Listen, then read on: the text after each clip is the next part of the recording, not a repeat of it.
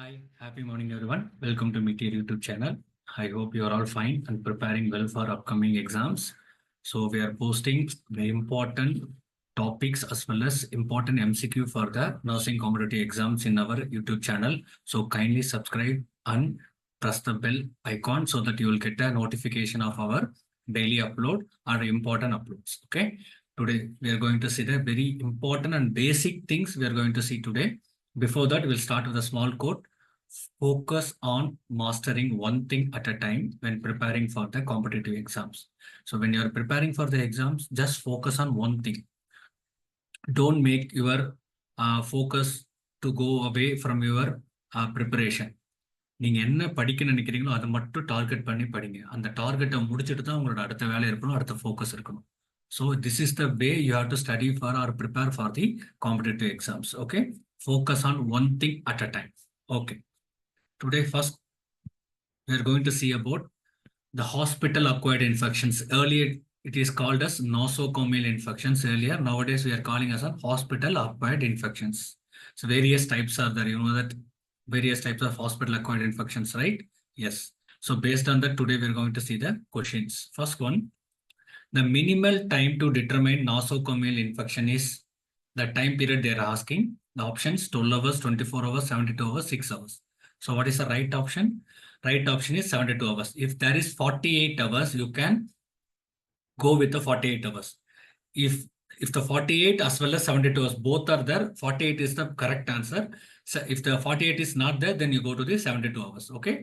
So before the admission, it is not considered as an hospital acquired infection or nosocomial infection, right?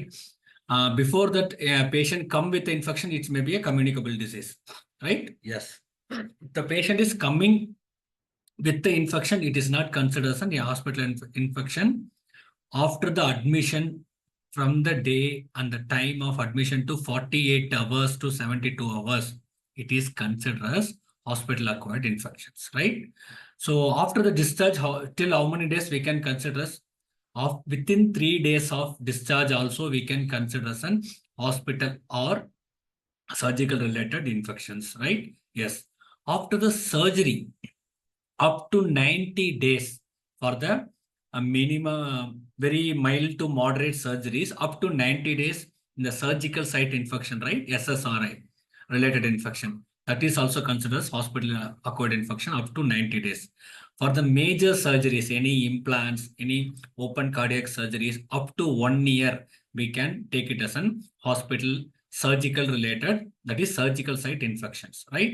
Yes. According to this question, the option is 72 hours is right. Okay, next question. The commonest bloodborne virus is what? HPV, HCV, HIV, all of the above. You have to read the question very carefully. The commonest bloodborne virus is, the correct answer is all of the above. If the question is about needle stick injury, which infection is most common in needle stick injury, means you have to go with the HBV, that is hepatitis B virus. You can see this ratio and ratio related. HIV 1 in 300. The person, every 300 persons, 1 person will get HIV. That is, risk is 0.33%. Coming to the HCV infections, 1 in 30.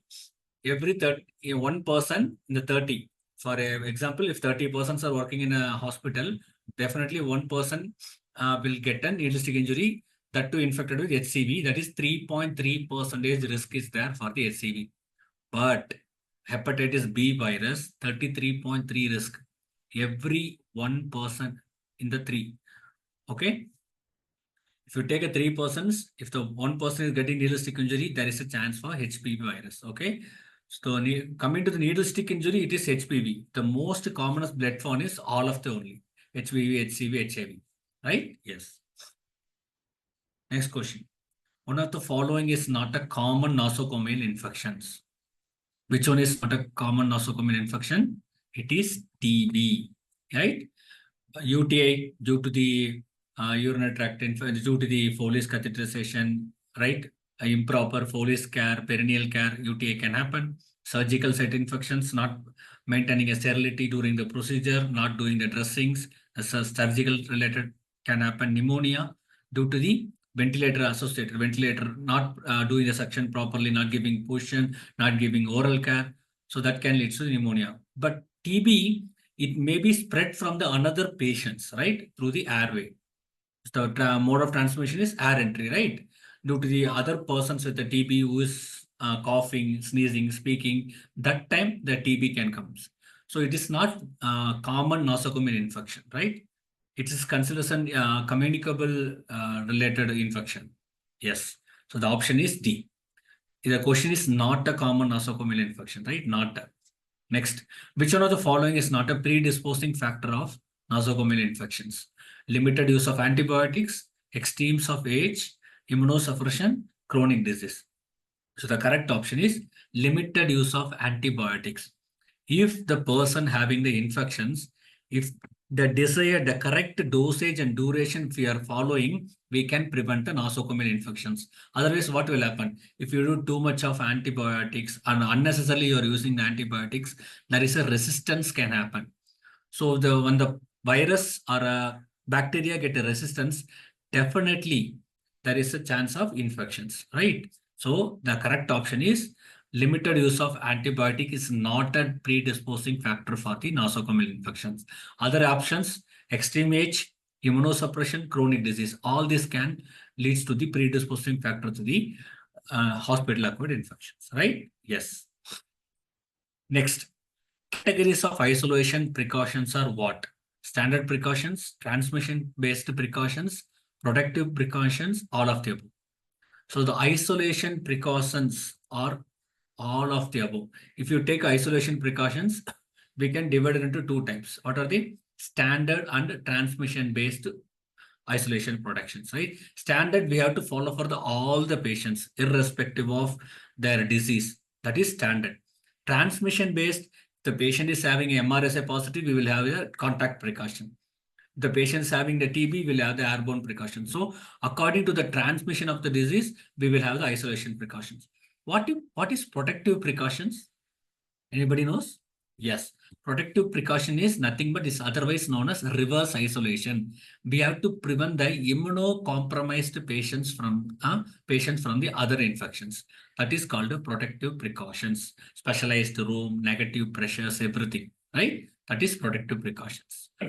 So the categories of isolation precautions are all of the above. That is the correct option. Okay, that's all about today's session. Thank you so much. I hope the class was helpful. If you like the class, please press the like button. And if you want to share anything or if you have any doubts, please type it in the comment box. Thank you all. Thank you so much.